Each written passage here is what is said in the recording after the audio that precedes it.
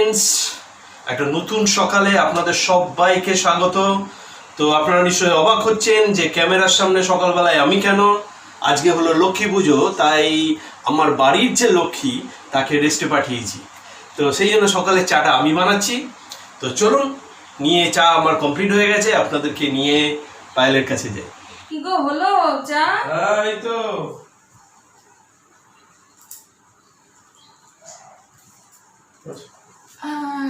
Biscuit নিয়ে আসি। অনেকদিন পরে এরকম ট্রিট পাচ্ছি, অনেকদিন পর। অনেকদিন পর মানে জন্মদিনে আমাকে মোটামুটি করে, এবছর তো হয়নি, প্রতি বছরই জন্মদিনে ফার্স্ট চাটা ওই করে খাওয়ায়। তো আজকে আমার শরীরটাও একটু ভালো লাগছে না, সকাল থেকে অনেক সকালে উঠেছি, উঠে শরীরটাও ভালো লাগছে না, বসেছিলাম। আজকে লক্ষ্মী পুজো, আর লক্ষ্মী পুজোয় তোমাদের অনেক অনেক শুভেচ্ছা, ভালোবাসা, অভিনন্দন জানিয়ে আজকে আমরা এই নতুন ব্লগটা স্টার্ট করছি। তো তার আগে বলে নিই, আমাদের পরিবারে তোমাদের সবাইকে স্বাগত। আজকে হলো বললাম লক্ষ্মী পুজো। তো লক্ষ্মী পুজো সকাল সকাল খুব ভালো একটা দিনটা শুরু হলো আজকে, ভীষণ ভালো। মানে এরকম দিন তো পাওয়া যায় না।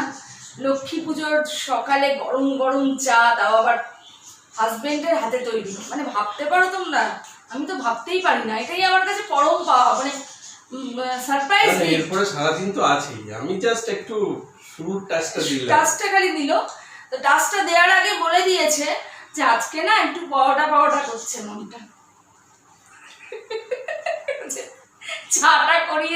চাটা করে ঠরে দিয়ে মানে আগেই বলছে যে আমি চাটা করছি আজকে, আর না মনটা একটু পাওয়াটা করছে। আগের দিন তোমরা লুচি খেলে, একাদশীর দিন তোমাদের দেখালাম লুচি খেলে, তো আজকে বলছে মনটা একটু পাওয়াটা করছে। আচ্ছা, যখন মনটা পাওয়াটা করছে তখন করে দেবো, কি আছে তুমি কে ইয়াদ রাখোগে? হ্যাঁ, তোমার তো একমাত্র স্বামী, তার জন্য এইটুকু তো করতে পারবে না? বলো তো, কতজনের কত রকম কতগুলো স্বামী হয়? হ্যাঁ, 10টা নয়, 5টা নয়, একটা মাত্র বর। এমন করছো আমি করেই দিই না। না করে দেয়, সব করে দেয়, অনেক করে দেয় বলেই এক্সপেকটেশনটা বেড়ে গেছে।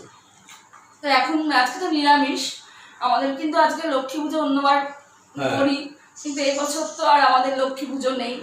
এটাও খারাপ লাগছে একটু, লক্ষ্মী পুজোটা করলে ভালো লাগে বাড়িতে, কি করা যাবে, এই বছরটা সবকিছুই বাদ, পরের বছর আবার হবে। আমার মানে বাড়ির লক্ষ্মী, আর একটা লক্ষ্মীবন্ত মেয়ের খুব ইচ্ছা ছিল, সেটা হয়নি। এই লক্ষ্মী পুজোটা খুব মনে পড়ে। হ্যাঁ, একটা ছেলে আছে, সাথে একটা মেয়ে থাকলে ঘরটা পুরো একদম। আর মেয়ে থাকলে দেখবে সাজগোজ, তো মাদের যেটা ইচ্ছে করে মেয়েদের সুন্দর করে সাজানো, ড্রেস পরিয়ে। আর ছেলেদের তো কোনো ড্রেসই নেই, ওই প্যান্ট জামা শার্ট প্যান্ট এরকম। যে মেয়েদের কত রকম জিনিস, কত রকম সাজানোর জিনিস আছে। মেয়েদের ড্রেসগুলো কি ভালো লাগে না দেখতে, ভীষণ ভালো লাগে। আর সাজানো যায়, যে ড্রেস কসমেটিক্স কিনে কত সুন্দরভাবে সাজানো যায় মেয়েদের, সেই জন্য এটা জীবনের আক্ষেপ বলতে পারো। তো চা ঠান্ডা হয়ে যাচ্ছে, খেয়ে নাও। চাটা আগে খেয়ে বলি কেমন হয়েছে। ভালোই করি। হ্যাঁ, অসাধারণ।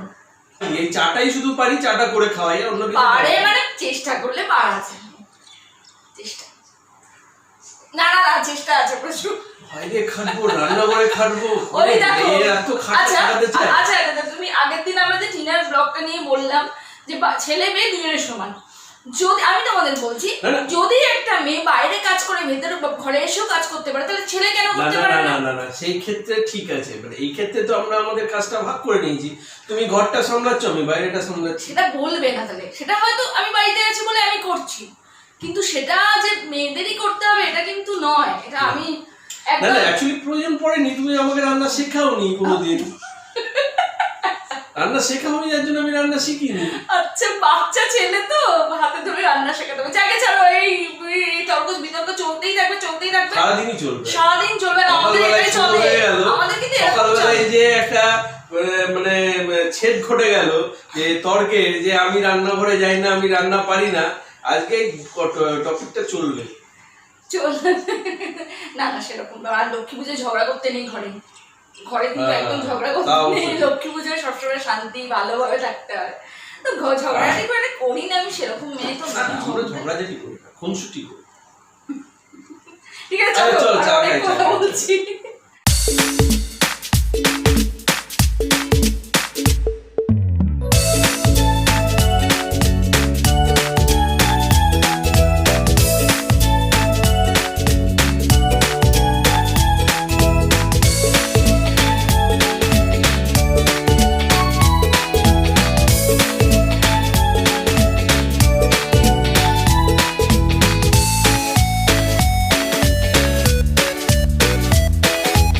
ফার্স্টের পরে আবার রান্নাঘরে চলে এসেছি।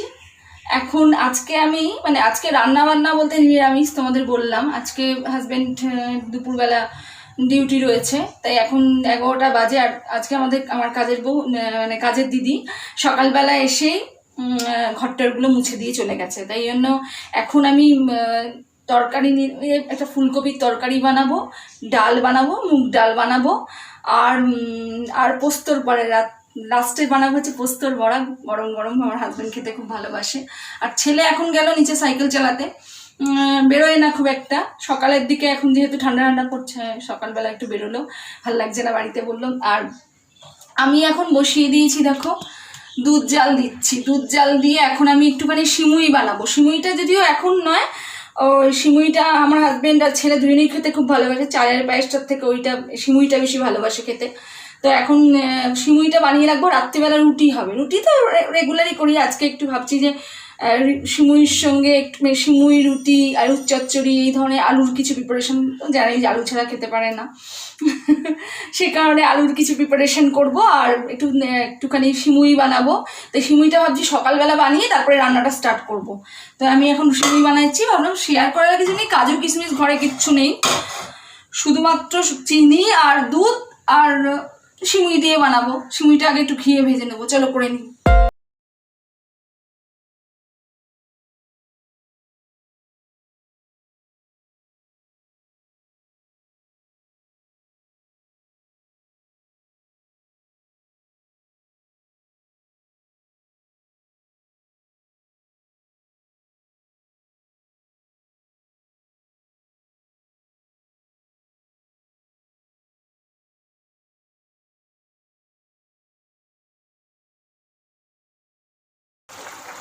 তো ফ্রেন্ডস, আবার রান্নাঘরে চলে এসেছি।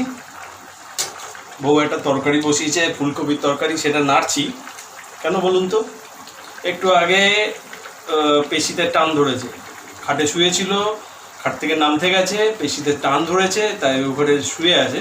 তো আমাকে বললো যে তুমি একটু তরকারিটা নাড়ো, নিচে না লেগে যায়। তো সেই জন্য রান্নাঘরে আমি আছি। তো চলো, মোটামুটি এটা হয়ে গেছে, আমি চলো তো ওর কাছে তোমাকে নিয়ে যাই।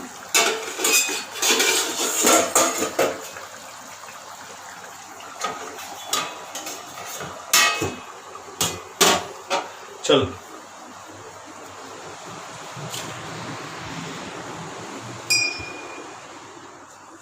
কি হচ্ছে, শুয়েছ?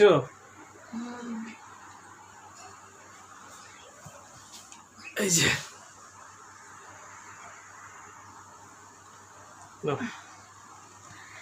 একটু আগেই বিছনায় শুয়েছিলাম, শোয়ার পরে উঠতে গিয়েই পুরো ডান পায়ের পেশিতে একটুখানি শিরাতে টান লেগে না আর উঠতে পারছি না, পাটা উঠলেই বেঁকে যাচ্ছে, খুব টান ধরেছে, খুব ব্যথা করছে, মানে পাটা সোজাই করতে পারছি। তারপর স্প্রে দিলাম, স্প্রে দিয়ে দিতে হবে। তো রান্না তো করতেই হবে, বলো, রান্না তো না করলে চলবে না।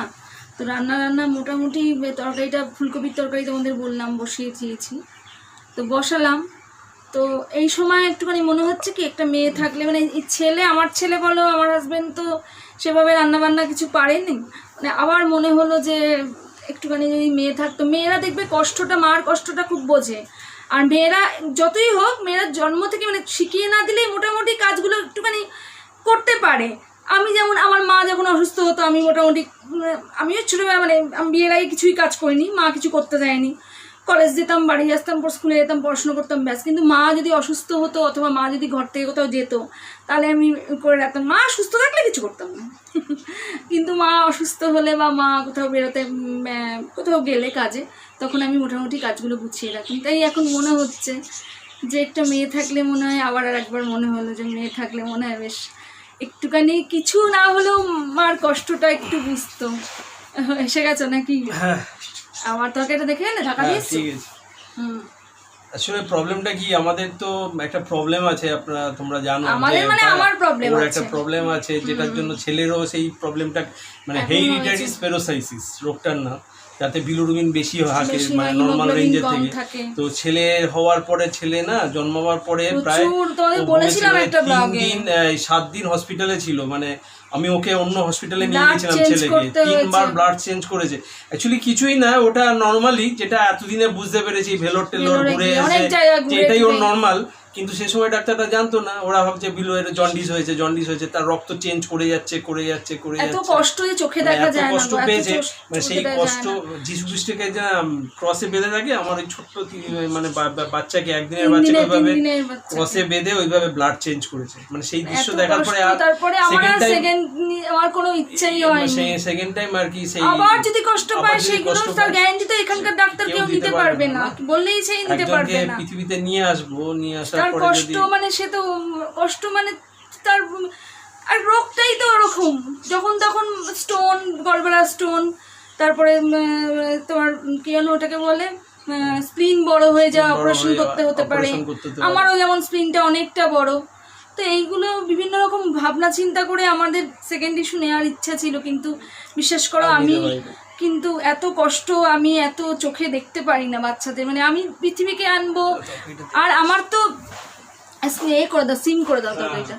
আর আর আমার তো মনে হয় আগে, এখন আমি জানতে পারলাম, বিয়ের আগে জানতে পারলাম আমি হয়তো বিয়েটাই করতাম না, সত্যি কথা বলছি। যদি জানতাম আমার যে এই রোগটা তো ধরা পড়েনি, তো ধরা পড়েছে বিয়ের পরেই, তো যদি বিয়ের আগে আমার ধরা পড়তো তাহলে হয়তো আমি সত্যি কথা বিয়েই করতাম না। খারাপ লাগে শুনতে, কিন্তু সত্যি কথা একদম।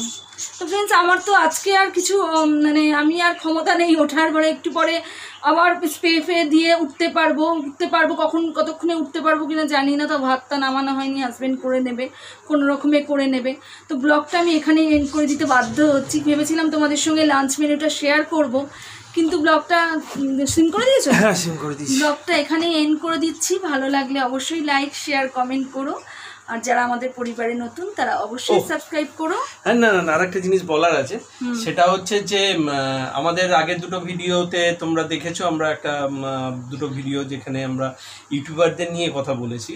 তো সেখানে অনেক কমেন্টস এসেছে, আমরা সেই কমেন্টসের কিছু ভালো কমেন্টস এসেছে, কিছু আমাদেরকে নেগেটিভ করে কমেন্টস এসেছে। সব অ্যান্সার যে কমেন্টগুলো এসেছে তার অ্যান্সার আমরা দেব, এই ব্লগেই দেব, কারণ কমেন্ট সেকশনে দিলাম না, ব্লগে দেওয়ার জন্য রেখে দিয়েছি। কিছু কিছু বেছে আমি কিছু কোশ্চেন, ভালো নেগেটিভ পজিটিভ দুটো কোশ্চেনই অ্যান্সার আমরা দেব, আমরা ভেবে রেখেছি নেক্সট ব্লগে দেব। তো তাই জন্য বলে দিলাম। আর কাউর যে তাদের কমেন্টে অ্যান্সার দিচ্ছেন তারা প্লিজ কিছু মনে করো না, আমি ব্লগেই তার অ্যান্সারগুলো দিয়ে দেবো। তো আজকের মতো এইটুকুই, tata, bye bye, happy Lakshmi পুজো, টাটা।